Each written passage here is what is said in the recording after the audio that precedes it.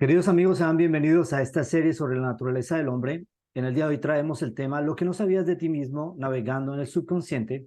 Y le doy la bienvenida también a Itamar, que nos acompaña en esta mañana. Hola y bienvenidos a todos. Bienvenidos también a todos aquellos que nos acompañan en directo durante la grabación de este video. La semana pasada estuvimos hablando del tema de la resiliencia, que es un camino que debe estar completo y que se compone de tres elementos que son. Compensación, protección y desafío. Entonces, cuando esos tres elementos están allí presentes, se habla de una respuesta equilibrada, pero cuando falta uno de ellos, uno o varios de ellos, ¿qué sucede? Estamos desequilibrados, es decir, la respuesta no es adaptada. ¿Qué sucede si solamente hay la protección? Pues depresión, Sí, hay una reacción depresiva, pero ¿qué sucede si hay la protección y la compensación, pero no el desafío? ah, agresividad, Agresividad. Es decir, en ambos casos la respuesta es no adaptada, es una respuesta destructiva, sea para el individuo mismo o en el caso de la agresividad para él mismo y para los demás. Entonces la resiliencia es algo que debe, para que funcione, debe seguirse el camino completo y es importante hacerse acompañar, si es necesario, de un especialista, un terapeuta, para que les ayude a pasar por ese proceso. Bueno, para volver al tema de hoy, estamos hablando del subconsciente. Este asunto del subconsciente es todo un tema. Cuando hablamos de subconsciente, a menudo pensamos en la hipnosis. No sé si ustedes han visto algunos shows de personas que hacen hipnosis y hipnotizan a alguien para que haga el ridículo y la persona pierde su voluntad y hace cosas que no piensa hacer y cuando despierta ni siquiera sabe que lo hizo. Entonces, es decir, su subconsciente tomó el control. Pero de esto vamos a hablar de pronto en el próximo tema. Eh, También hablamos de las cosas que hacemos sin pensar. Ay, disculpa, es que como decía algún personaje conocido en América Latina, se me chispoteó. Se, no lo pensaba y salió. O dije lo que se llama, en francés se dice acto manqué, no sé cómo se dice acto manqué, ¿cómo se dice en español? Es cuando decimos algo sin pensarlo, pero que revela lo que hay dentro de nosotros. Es decir, nos equivocamos las palabras, llamamos a alguien por otro nombre o decimos algo que no pensamos decir. Decimos que el subconsciente, eso viene del subconsciente y no sabemos qué pasó. Pues bien, el tema del subconsciente es bastante complejo, pero antes de empezar a hablar del subconsciente, yo quisiera citarle algunos textos bíblicos que nos hablan del asunto del subconsciente. Y el primero nos habla de la tendencia natural del corazón humano y sobre todo la parte preconsciente e inconsciente. y bueno, lo encontramos en Génesis capítulo 6, versículo 5. Y vio Jehová que la maldad de los hombres era mucha en la tierra, y que todo designio de los pensamientos del corazón de ellos era de continuo solamente al mal. Ujú. Es decir, una tendencia natural continua hacia las cosas malas, es decir, una pulsión constante hacia el mal. En el psicoanálisis se hablan de dos pulsiones mayores que es tánatos y eros. Es decir, la pulsión de muerte, la agresividad, y la pulsión erótica, que es la sexual. Sí, son las dos pulsiones más importantes, aunque hay otras, pero es algo que podemos constatar en nuestra propia vida y en la vida de la mayoría de las personas. Entre tánatos y eros, muchas personas van a bascular de una a otra sin alcanzar un verdadero equilibrio. Entonces, eh, este texto del Génesis corrobora lo que dice Freud de esas pulsiones naturales, pero también es desconocido. ¿Sí? Mira lo que dice Jeremías 17:9. Engañoso es el corazón más que todas las cosas, y perverso. ¿Quién lo ¿Quién lo conocerá? conocerá? Es una pregunta que denota una información importante, es decir, de que la mayor parte de nuestros pensamientos, lo que hay dentro de nosotros, es desconocido inclusive a nuestros propios ojos. Y esto es un elemento muy importante en este tema, es decir, subconsciente. Eh, Y el tercero es que no es fiable. lo encontramos en Jeremías 17, versículo 5. Así ha dicho Jehová: maldito el varón que confía en el hombre y pone carne por su brazo, y su corazón se aparta de Jehová. Ujú. Es decir, confiar en las personas puede traer malas sorpresas. porque el corazón humano es imprevisible.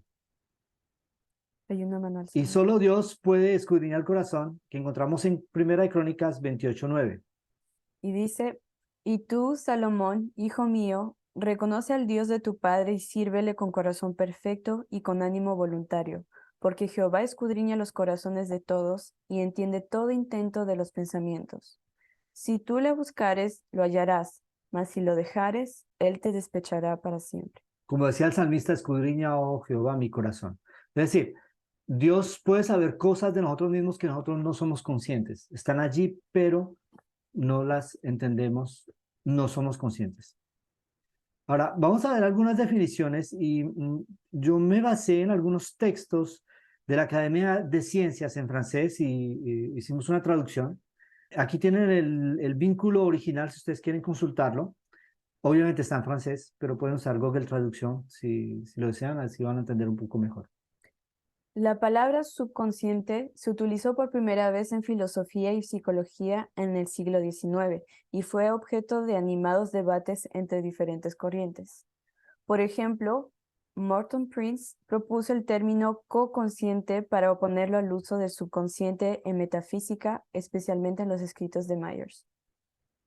Fue Pierre Janet, creador de la palabra después de Henry Ellenberg, quien dio la primera definición clara en automatismo psicológico en 1889. Ahora, es una obra que es una obra de referencia en este tema y cita bastante, o sea, pone bastante énfasis en el aspecto automático de las reacciones del subconsciente. Digo, ¿cuántos de ustedes no les ha pasado, los que conducen, que toman el auto, van al trabajo, llegan al trabajo, estuvieron pensando en un montón de cosas y no recuerdan exactamente el camino por donde fueron? No recuerdan cada detalle y dicen, uy, ¿cómo es que no tuve un accidente? En realidad fue su subconsciente que estaba conduciendo el auto. Hay muchas actividades humanas que dependen del subconsciente. Yo les pongo otro ejemplo. A un niño le pedimos a un niño que se amarre los zapatos. Si está muy pequeño y recién está aprendiendo, tiene que tener conciencia de cada movimiento y le cuesta mucho trabajo. Pero si le pides a un adulto que se amarre los zapatos, normalmente lo va a hacer sin ni siquiera pensar en los movimientos que está haciendo. El automatismo está allí y esto hace parte de los elementos que están en el subconsciente. El texto continúa y, bueno, es texto, no es el texto, lo que yo escribí como síntesis a partir de esos diferentes trabajos. Pero de todos, uno de los más conocidos es Freud. Muchos autores concuerdan con que el límite entre conciencia y subconsciencia es móvil y variable. Se habla de niveles de conciencia. Otro punto generalmente aceptado es el aspecto mecánico del subconsciente. Se habla también de instinto. Todo lo que es acción automática, ¿sí? Aunque el hombre, cuando se habla del instinto en el hombre, no es el mismo instinto que en el animal, hay diferencias. Hay similitudes, por supuesto, y más similitudes que diferencias, pero hay ciertos aspectos que son diferentes en el hombre entre el hombre y el animal. El animal funciona por automatismos, ¿sí? Y esos automatismos están regulados por sus recuerdos, por su instinto y otros mecanismos mentales. En el hombre hay más, el elemento reflexión es lo que hace que el hombre sea más imprevisible que muchos animales. Y ahora vamos a hablar un poquito de anatomía y bueno, yo no quiero cansarlos muchos con definiciones técnicas, por eso quiero hacerlo de una manera muy general, pero es para que ustedes puedan ubicar en su anatomía física estos diferentes elementos. Y entonces tenemos aquí, básicamente vamos a hablar de tres grandes grupos y tenemos el lóbulo frontal en el que encontramos nuestras facultades superiores, nuestras facultades morales, la reflexión, la conciencia. Vamos a decir que la conciencia está básicamente en el lóbulo frontal, aunque hay muchos elementos de la conciencia que están en toda la corteza del resto del cerebro. Ahora, hay otra sección del cerebro que se llama el lóbulo límbico y el nombre es muy evocador de lo que hace, porque cuando dice que alguien está perdido, que no entiende lo que está pasando, se dice que está en el limbo, ¿sí o no? En el limbo, es decir, está en las nubes, no sabe. Entonces, es una zona en la que hay un estado intermedio entre conciencia e inconsciencia. Y el lóbulo límbico lo encontramos en esta zona, que es interna en el cerebro. ¿Ok? Y tenemos el tronco encefálico, que es básicamente esto, esta parte de aquí, pero por el estudio de hoy vamos a reagrupar todo el resto y que se encarga de todas las funciones inconscientes.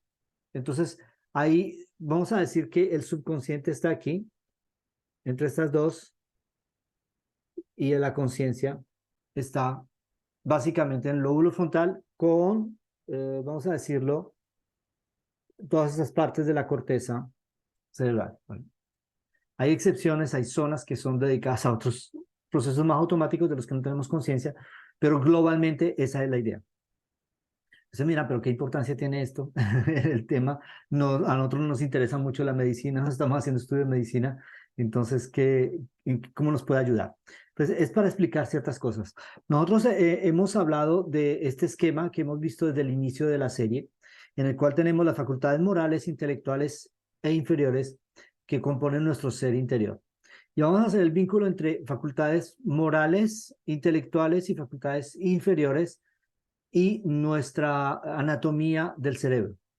Podemos decir que toda esta zona de acá, del lóbulo frontal y toda la superficie, imaginémonos, bueno, aquí lo estamos viendo la parte interna, para poder ver los órganos internos, o todo lo que cubre el cerebro, la superficie del cerebro, va a manejar todo el lóbulo frontal, esta parte, facultades morales y todo el resto, facultades intelectuales, está entre el lóbulo frontal y el resto de la superficie del cerebro. Hay otros elementos del cerebro, otras zonas del cerebro que se encargan de las percepciones sensoriales y estas permiten al subconsciente alimentarse de estímulos exteriores. Y tenemos esta zona que yo la voy a definir aquí, que incluye el lóbulo límbico y el tronco cerebral, que manejan básicamente todos los procesos subconscientes que encontramos en las facultades inferiores. Y nosotros hemos explicado en diferentes ocasiones que las facultades inferiores no son lógicas. Y es normal que no sean lógicas porque la capacidad de reflexión de estas zonas es muy limitada, es casi inexistente. Pero hay más mecanismos de reflexión en el lóbulo frontal y en el resto de la corteza cerebral.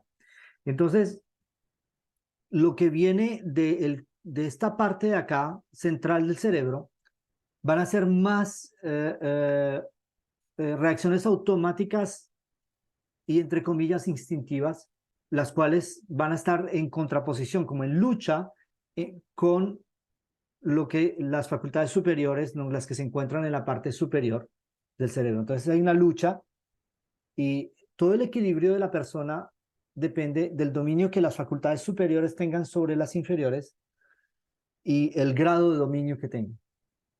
Entonces es lo que hemos explicado en varias ocasiones a partir de este modelo. Yo quería ubicarlo en el tema del subconsciente y en el tema de la anatomía del cerebro. Muy bien. ¿Qué es esta imagen? Un iceberg. Un iceberg. Cuando vemos un iceberg, ¿en qué pensamos? Titanic. El Titanic. Fue el que lo hundió el Titanic. Imaginémonos el Titanic aquí. Bueno, discúlpeme por el dibujo. Imaginémonos que este es el Titanic. Y van a toda velocidad en esta dirección, ¿no? Y ellos ven qué es lo que alcanzan a ver cuando están más cerca. La parte la más alta. La O sea, persona la que sale del lago. que está aquí, ¿qué ve? Ve esto, ¿no? Esta zona. ¿Es que tiene conciencia de lo que está debajo del agua? No. No. No es algo visible. Entonces él da la orden de esquivar. El capitán da la orden de esquivar y pasan por un lado, pero debajo del agua ha habido un pedazo de hielo, una parte del iceberg, que ha abierto en su costado el barco como un abrelatas. Y eso fue lo que le hizo que se hundiera, un barco que tenía una reputación de ser indestructible, insumersible. Entonces, ¿por qué les hablo de esta historia?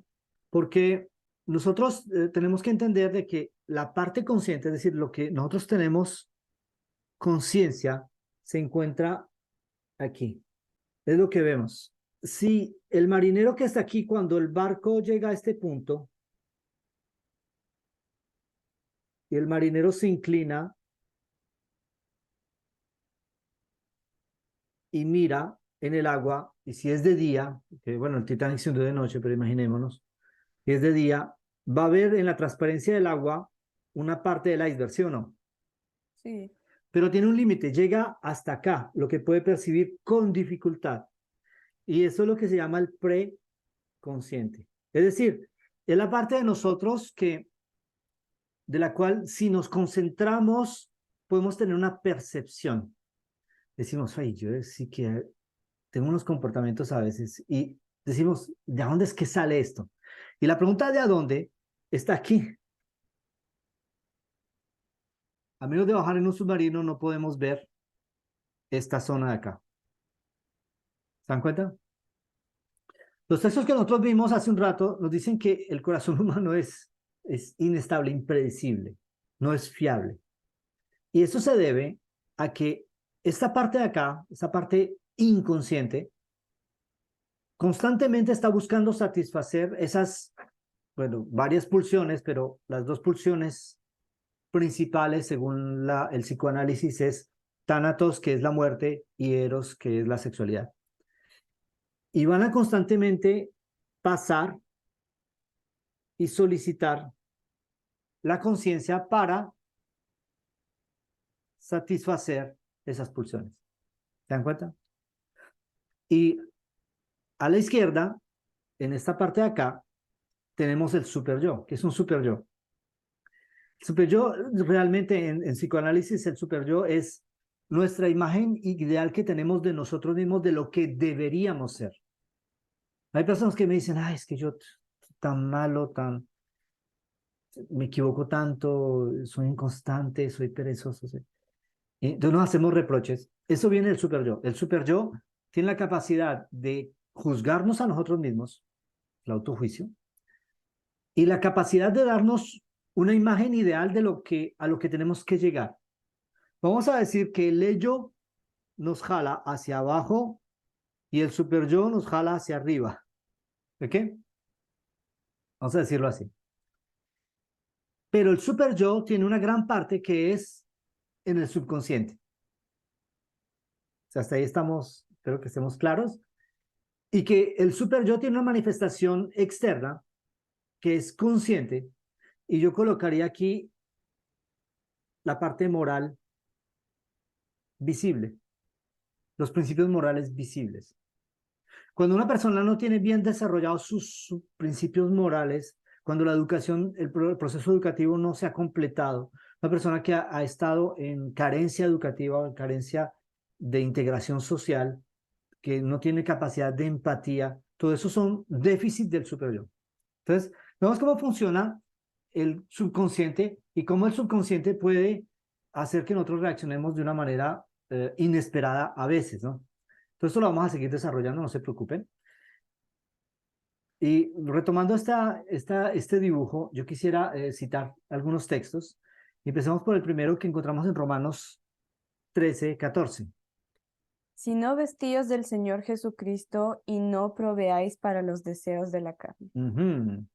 No prever para los deseos de la carne. Es decir, que el ello, entre más lo satisfagamos, Más va a querer. más poder va a tener, más va a querer, como dice Itamar, exactamente, y más difícil va a ser de controlarlo.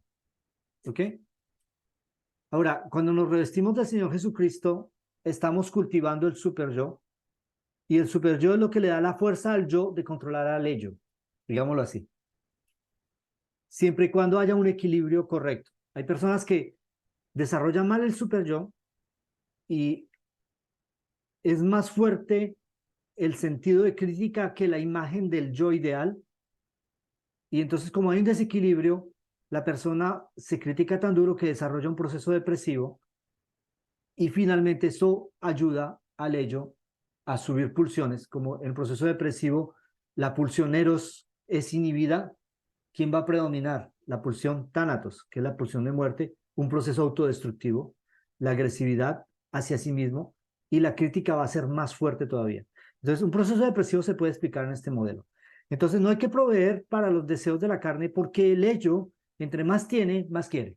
Siguiente, lo encontramos en Gálatas 5:24. Pero los que son de Cristo han crucificado la carne con sus pasiones y deseos. Interesante. Este es un texto que ha sido muy mal interpretado por muchas personas. Hay inclusive personas que han llegado a pedirle a sus amigos que los claven en una cruz. Y cuando les preguntan, ¿ustedes por qué hicieron eso? Terminan en el hospital o a veces se mueren también.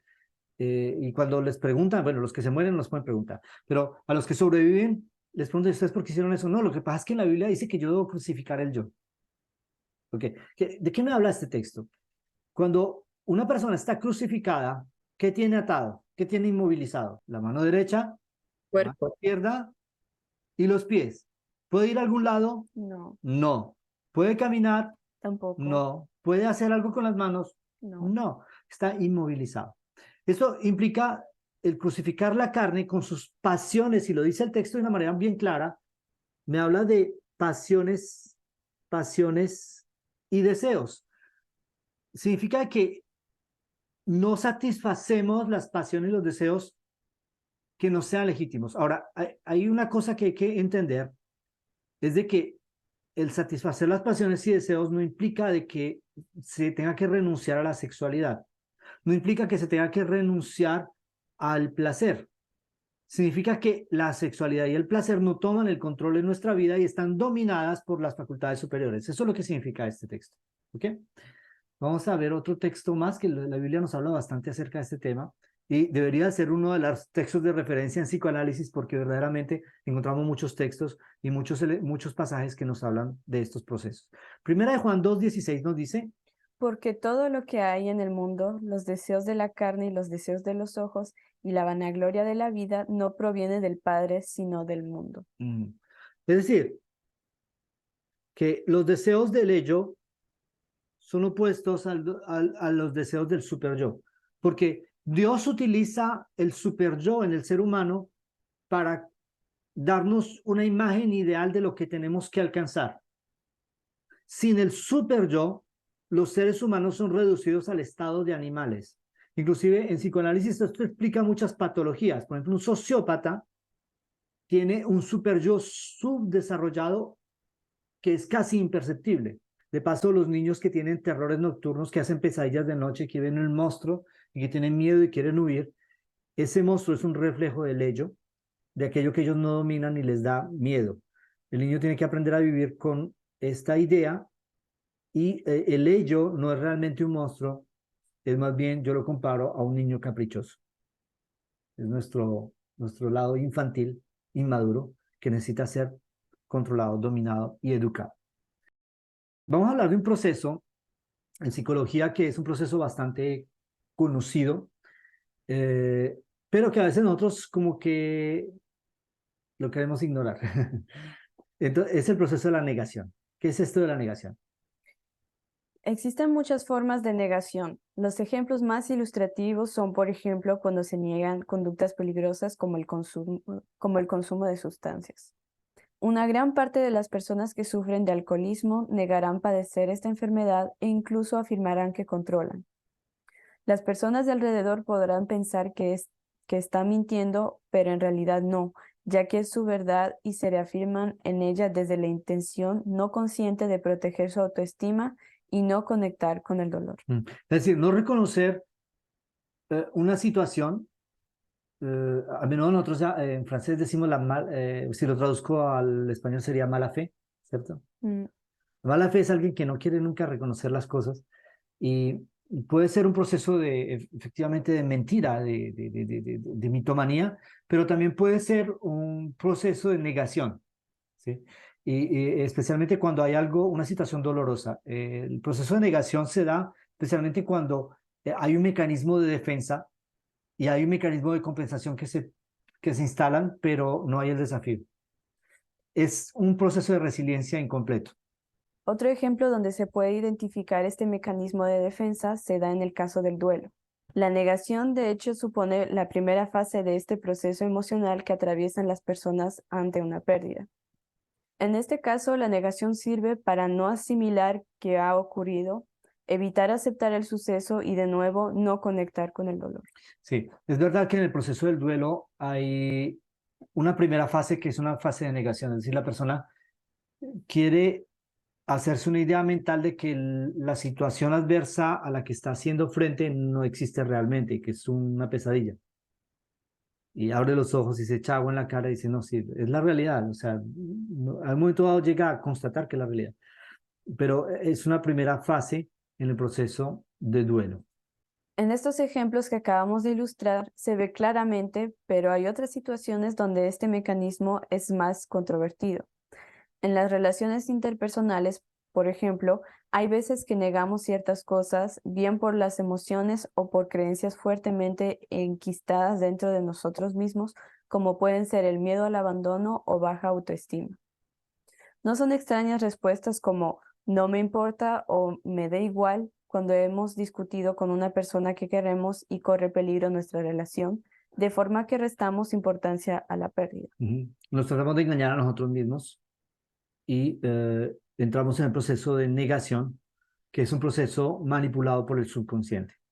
También está el caso de las relaciones de pareja. En las relaciones de pareja, en concreto, se generan numerosas formas de negación. Cuando nos encontramos en la etapa de enamoramiento, hay una tendencia a idealizar a la otra persona y, por tanto, no se ven aquellas conductas que pueden ser hirientes para uno mismo. Así es como se fragua un tipo de vínculo peligroso que hace que reduzca el impacto de las conductas dañinas y se genere lo que en psicología llamamos un vínculo dependiente. Negar que nuestra pareja es hostil con nuestro entorno nos permite continuar la relación y por consiguiente no se hace necesario afrontar ciertos miedos como puede ser el de la soledad. Hay muchas personas que toman malas decisiones y se casan con la persona equivocada porque han tenido una tal carencia afectiva en su hogar que finalmente piensan que esa persona va a llenar a pesar de los defectos que tiene, porque de una manera u otra tiene un cierto grado de conciencia del defecto que tiene la otra persona y del daño que le puede hacer, pero se dicen, si yo no aprovecho esta oportunidad, voy a perder la oportunidad y nunca más voy a recibir afecto, voy a recibir cariño. El problema es de que esto termina por crear una relación, un vínculo dependiente, una carencia afectiva que viene a convertirse en una situación muy malsana, en la cual se puede llegar a maltrato, no solamente psicológico, sino también físico, y la persona aún va a negar y va a decir, no, pero es que es el alcohol, o es que, bueno, es que yo no me porté tan bien, o es que finalmente, bueno, no es que esté tan equivocado, yo tengo que cambiar. Y la persona va a decir, no, pero la otra persona, en cierto modo, tiene razón, pero no es que piense realmente que tiene razón, sino que de una manera inconsciente, por el proceso de negación, va a ocultar o a poner una máscara a la realidad. Y esto puede ser muy complejo en las relaciones interpersonales. Ahora, vamos a hablar un poquito el asunto de la negación, cómo funciona el proceso de la negación. Aquí tenemos una primera imagen, vamos a imaginarnos en esta historia que alguien tiene un infarto. Y entonces, ¿qué pasa? Pues la persona muere. Bueno, digamos que en primero la persona pues está inconsciente y el amigo, digamos, Ujú. viene y pues trata de reanimarlo. Entonces, el que está abajo es la víctima y el que está arriba es un amigo, un ser querido que trata desesperadamente de reanimarlo porque no quiere perderlo, ¿verdad? Pero finalmente, ¿qué sucede en esta historia? Pues muere Muere y lo entierran. Y el día del enterramiento ¿qué colocan sobre el ataúd? una rosa. Una rosa. Y entonces, como este evento es demasiado traumático, porque hay varios niveles de conflicto en esto. De una parte está la pérdida del ser querido, y de otra parte está un sentimiento de culpabilidad que se puede generar en ese momento. Y ese sentimiento de culpabilidad es bastante doloroso. Entonces, ¿qué mecanismo entra como mecanismo de defensa en el cerebro? El recuerdo de esa pérdida es enviado ¿a dónde? Inconsciente Al inconsciente. o subconsciente. Sí. Bueno, el subconsciente es todo lo que está debajo del agua, ¿no? Pero es llevado al inconsciente, es decir, a lo más profundo. Y la persona, entre comillas, después de un tiempo, ya está bien. Y encuentra una mujer que se llama ¿cómo? Rosa. Rosa. Se la presentan y le pareció muy simpática y Rosa le dio el número de teléfono para que la llame y se dejaron y al otro día él dice, ah, voy a llamar a la chica y ¿cómo es que se llama? ¿Qué pasó? El nombre de la persona, ¿a dónde fue? Al inconsciente. ¿Por qué? ¿Qué pasó? ¿Qué pasó? Es un Por, mecanismo que va a funcionar por asociación.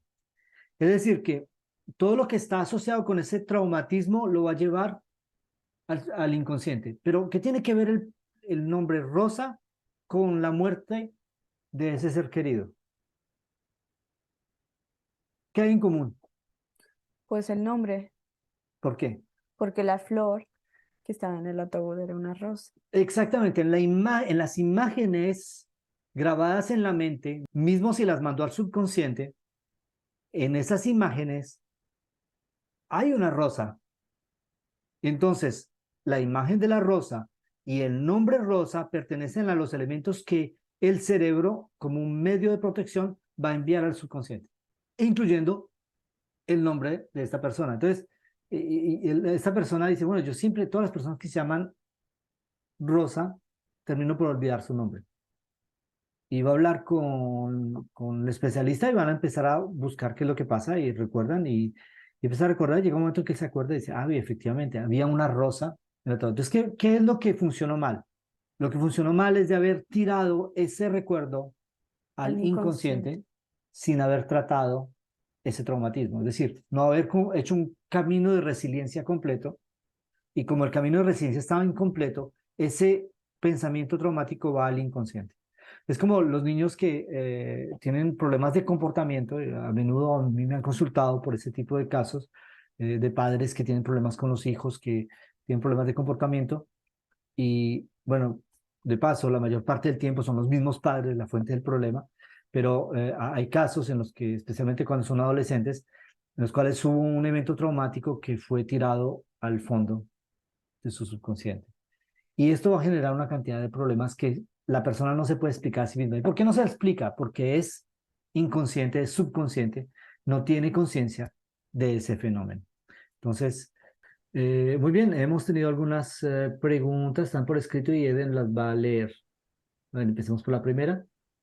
Si uno se da cuenta que una persona sufre de negación, ¿cómo tenemos que reaccionar? La primera cosa es no ir de una manera frontal. Cuando una persona está en proceso de negación, la persona no tiene conciencia del conflicto y necesitamos aplicar la empatía. Eso sí, siempre hay que hacerlo. Todo depende también de las consecuencias de ese proceso de negación. Si, por ejemplo, tiene consecuencias graves para la persona, debemos con toda diplomacia aconsejarle a la persona de consultar a un especialista, consultar a un consejero o simplemente de hablar del problema. Pero si es un asunto menor, de pronto tenemos que darle el tiempo a la persona de que encuentre por sí misma la solución. Otra pregunta que era de la hermana Doris, ¿cómo darse cuenta que nosotros mismos estamos en esta situación? En general, los procesos de negación, nosotros no tenemos conciencia porque por definición están en el subconsciente, pero lo que sí podemos percibir son las reacciones inesperadas de nuestra mente. Pero yo, ¿por qué hago eso? ¿Por qué? ¿O por qué me enojo tan fácil? ¿O por qué esto y por qué lo otro? ¿Por qué tengo pesadillas? ¿O por qué estoy deprimido y no sé por qué estoy deprimido? O sea, ¿por qué estoy triste y realmente todo está bien y no tengo razones para estar triste? ¿O por qué no estoy satisfecho cuando debería estar satisfecho de lo que tengo porque objetivamente las cosas van bien? No van súper bien, pero van bien. Entonces, no hay razón para estar descontento.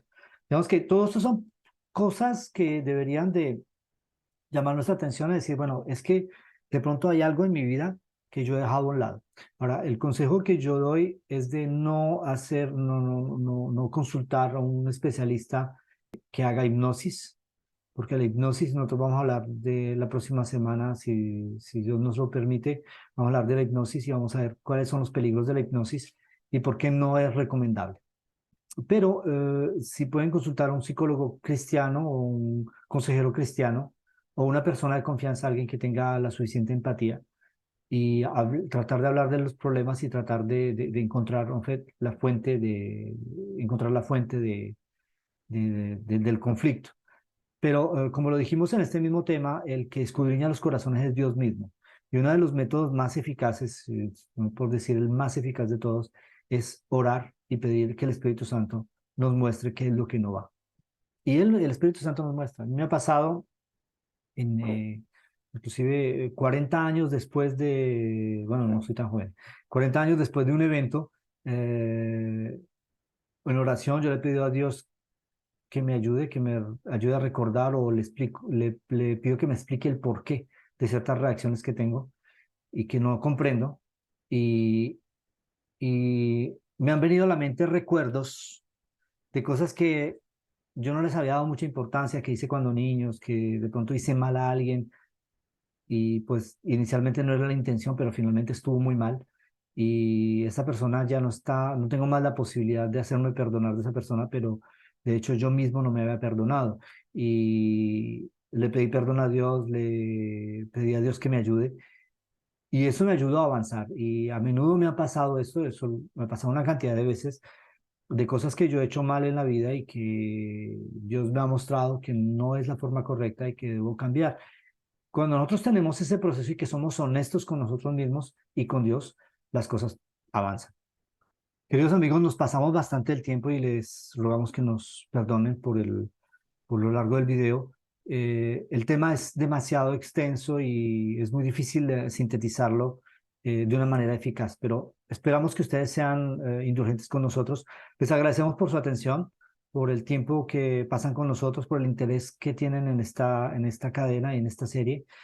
Les esperamos que les sea útil, ¿no? Y si a ustedes les parece que es interesante el video y que es útil para la vida, no deben darnos un like. Es una forma muy práctica de sostener nuestro trabajo, pero sobre todo compartan sin moderación con sus amigos, con sus familiares, con todos. En todo caso, que Dios les bendiga. Agradezco también a Itamar que nos acompañó en este día y a los que nos acompañaron en la grabación del video, por Eden que nos ayudó con la lectura de las preguntas. Les agradezco por todo y les deseo que la pasen bien y la próxima semana nos vemos con un tema más de esta serie. Vamos a seguir hablando del tema del subconsciente y vamos a entrar un poquito más en detalle sobre este tema que es tan práctico e importante. Que Dios los bendiga y hasta la próxima.